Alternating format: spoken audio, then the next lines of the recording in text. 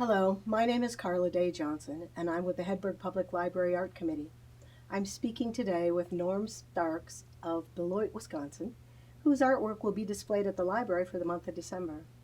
Welcome, Norm. It's good to see you today. How are you? Well, I'm fine. Thank you very much. We would like to know a little bit more about you. Your artwork will be here for December, and I'd like you to tell me, first of all, how did you get interested in painting? Well, as far as painting, the visual arts go, that goes back to my grade school days. I was in Tulsa, Oklahoma at the time. Mm-hmm. Had an art teacher there who was very encouraging and supportive. I still remember distinctly what she looked like. Her name was Mrs. Ford. And she told me during my an art class, she said, Norm, your work shows a lot of promise. You need to keep painting and drawing. Well, I didn't. I kind of got busy with other things, and so it went on the wayside for a time. But then later on in life, during my career as a pastor, I didn't do a lot of painting because I just didn't have time. But I did begin to dabble. And then finally retiring in 2003, I started painting a little more in earnest, and took some lessons from a lady who is an artist just west of Beloit, and then also got involved with Dan Wuthrick, who is a very accomplished artist. He lives in Rockton, but does participate in an open studio at the Beloit Fine Arts Incubator. Okay. And he's been a real help to me in the last few years. I enjoy going down every Thursday night, painting with some fellow people, and getting Dan's input. So I'm not a professional artist, I'm an amateur, but I do enjoy it. And it's not only a release for me, but I enjoy trying to make painting speak, tell a story. It's very important to have somebody to bounce those things off of, isn't it? It is. It is. And I think we have so many people like that in our community. It's a good thing. Now, I understand you paint in acrylics. Did you always work in acrylics? I dabbled a little bit in oils early on, but was dissatisfied with them. Took too long to dry for me. Yeah, I know the And feeling. so I wound up with acrylics, and I pretty well stayed with them over the last 10, 12 years. That's your favorite medium. That is. And what about subject matter? What do you like to paint the most? I love to paint landscapes and animals. I've painted quite a few pet portraits that I enjoy doing. And landscapes, especially rural landscapes. There's something about, probably because of my roots coming from a farm community, something about rural scenes that really speak to me. And again, I like to use that to speak to others. One of my first paintings that I sold was an old barn that was falling down, literally falling down. And I titled it, Now Lay Me Down to Sleep. Oh. And that was purchased by an artist out in Washington, D.C. I mean, not an artist, a collector in Washington, D.C. And he said that he really liked the story and that the old barn told. Oh, yeah. And that's what I try to do, is to, in some way, in the painting, there's a story. And don't you think whoever looks at the painting maybe has their own story as well? But sure. Your title often leads them right down the path. Yeah. So do you spend a lot of time out in the community looking for ideas to paint? Well, sometimes. I've participated at the Beckman Mill Artist in the Park event the last 2 years. Okay. And that's a great opportunity. I've painted scenes there. There's lots of things to paint there of that old place. There, yes. And when I drive anywhere, I'm always on the lookout for barns or rural scenes that capture me. So I try to carry my camera with me and capture those scenes as I find them. So you do use photography? I do. Most of my work I do with painting with a photograph as a model. And one of them that I've just finished was photographed by a scene by a friend of mine down in Knoxville, Tennessee. Oh, okay. And he's encouraged me, please paint my pictures. Oh.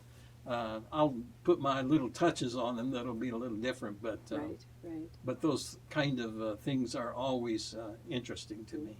I think it's a very good thing to paint from real life, but just because of the type of weather we have and the snow, and you need to have photographic references, I think, if you paint in Wisconsin. It is, and especially when you're using acrylics. Yes. I have a hard time with them drying too quickly on me in the outdoors. So. Yeah, right. The wind can harden things up really fast. If you had to do things over again, would you have painted your whole life? Would you have done that differently, do you think? Well, I think I would have done a little more, except again, I didn't have the time.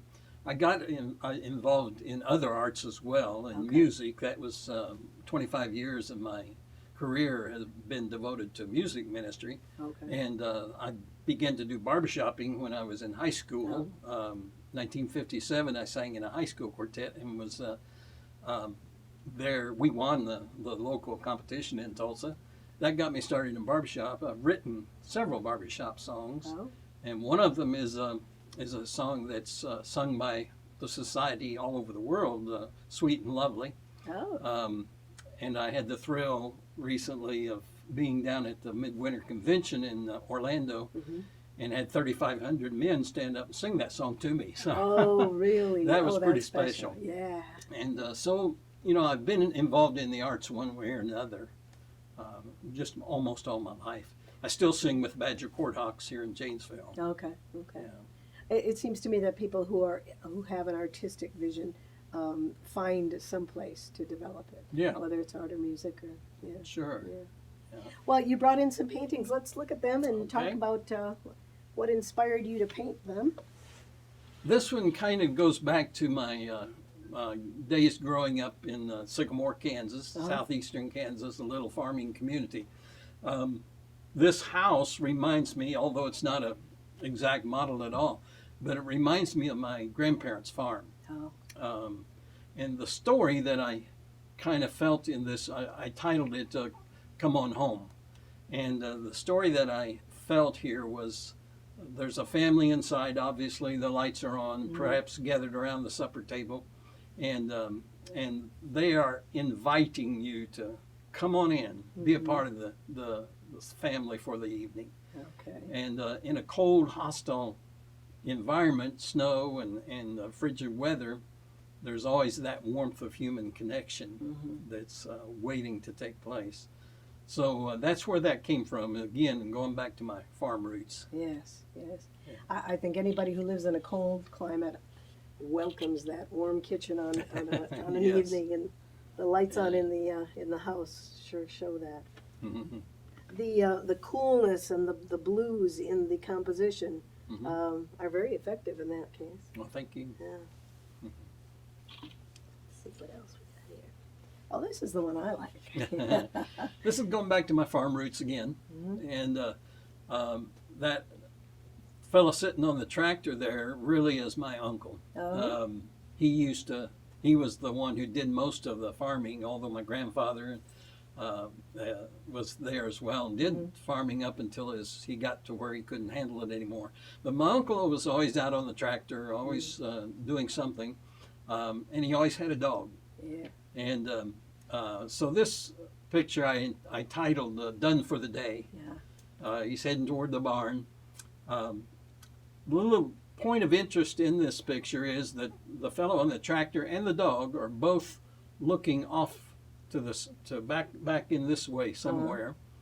And I had a guy tell me here recently, he said, if you had a dog out there, he'd be running alongside the tractor. And I said, yes, I know, but if you'll notice, the man on the tractor and the dog are both looking at something that's attracted their attention, either through they heard something or they're seeing something back over this direction that's getting their interest. And so it's up to you to figure out what that is. But the idea, again, in the farmhouse over there, you'll see lights on in the kitchen and the living room. He's gone back. We'll be taking the tractor into the barn and then going in for a good family evening together. And if you grew up on a farm with tractors and dogs, the dogs keep their distance. They know better than to get run over. But they're always there. Yeah, I love that. All right, what have we got here? This is my newest piece. I just completed this about a week or two ago.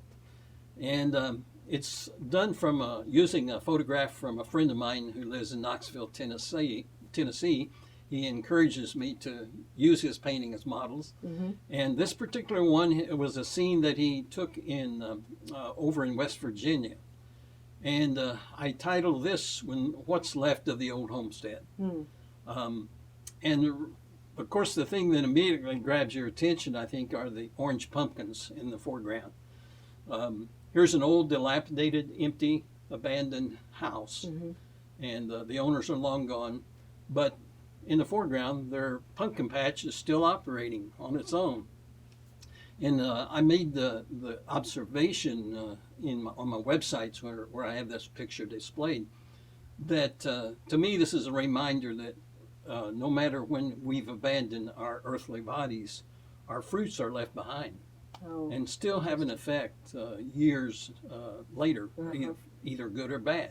But Exactly. that and the essence of this picture is that the people are gone, but the fruit of their labors are still there. That's such a nice connection. Do you, while you're painting, is that what you're thinking? Are you thinking about your beliefs and your feelings? Sometimes that does direct my painting. Not always. Sometimes I got a scene. I painted quite a few wilderness scenes. I used to do a lot of canoe camping, and I've probably taken 25 groups up into the Canadian wilderness on canoe trips.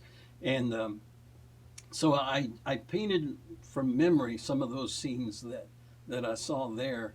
And they speak to me of solitude, of quietness, of peace. And so those things are very important to me as well. Not necessarily just a message that I want to get across, but a feeling, an emotion. Sometimes people say, "Oh, landscape. How can you just keep painting landscape?" Or why?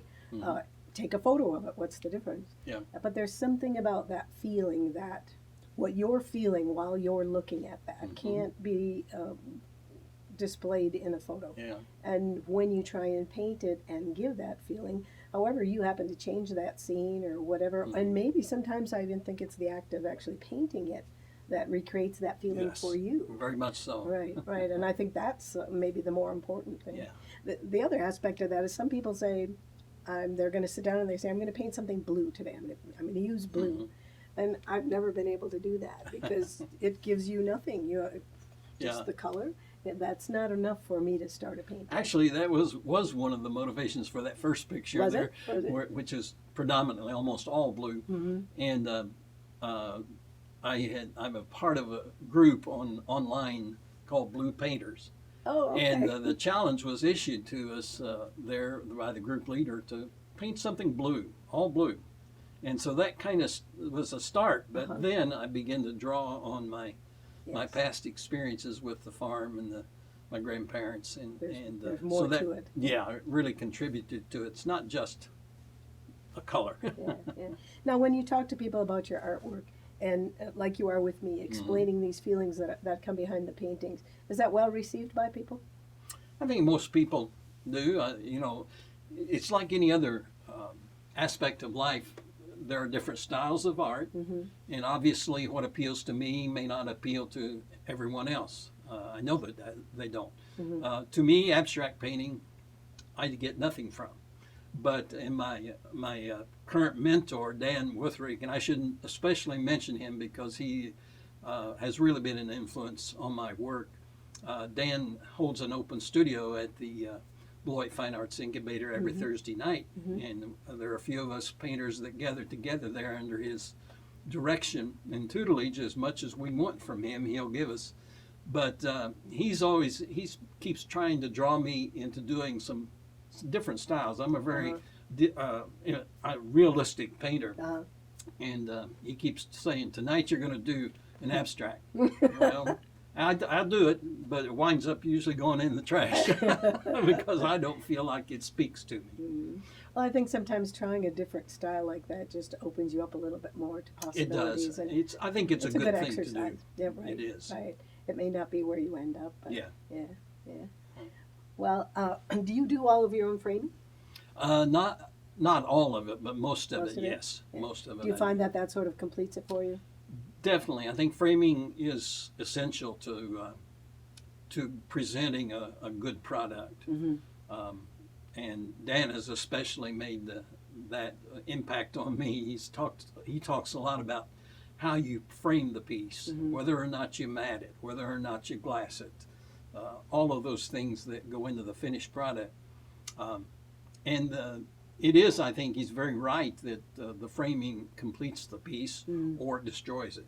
It can. Mm-hmm. Yeah. And you don't want the frame to be bigger or more important than the painting. Mm-hmm. Yeah. And the color and the style of the frame.